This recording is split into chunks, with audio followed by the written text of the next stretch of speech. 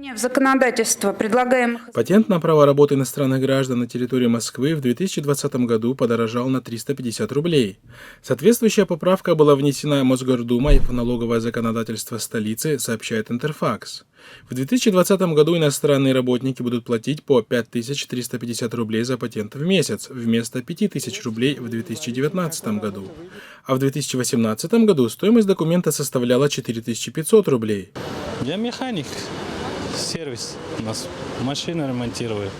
Напомним, на сегодняшний день не менее 5 миллионов трудовых мигрантов из Центральной Азии находятся на заработках в России, и каждый мигрант, осуществляющий трудовую деятельность в России, обязан платить ежемесячную фиксированную сумму в зависимости от региона.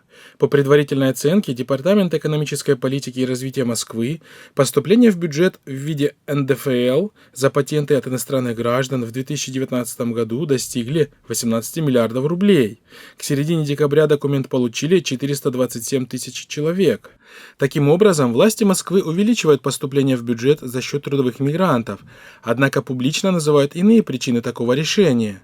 Мигранты не должны обходиться работодателю дешевле, чем наши российские граждане. Это принципиально важная позиция. Мы должны добиваться того, чтобы любой человек, который приехал в Москву на работу, должен зарегистрироваться, должен платить налоги так же, как и москвичи, заявил Собянин на общегородском совещании по профилактике правонарушений 28 октября. Чтобы работодателю этот мигрант не обходился вот как дешевая рабочая сила. Он должен участвовать в системе налогообложения, в платежах, иначе он постепенно вытеснит вообще всех, и одни мигранты будут. Зачем нам это нужно?